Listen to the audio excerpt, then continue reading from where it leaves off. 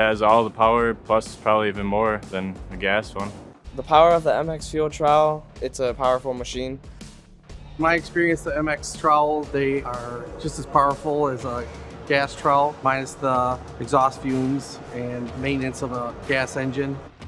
When using a battery-powered trowel, it's not releasing any fumes.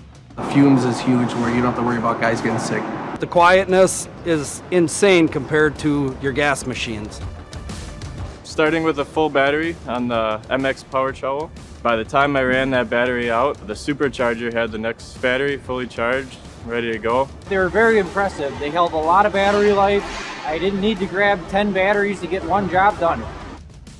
Yo pienso que la máquina, el MX Fuel Trowel, alcanza a terminar como 15 a 1600 pies cuadrados con una batería.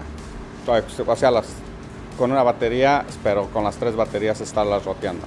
The 24-inch gets very close to the wall to where you don't have to have so many guys on site finishing by hand. Good finish with the battery-powered. Having all MX tools on site is great because you can swap the batteries out. Always have them on hand ready to go. You leave a nice finish throughout the whole floor. I think this is the new solution to everything.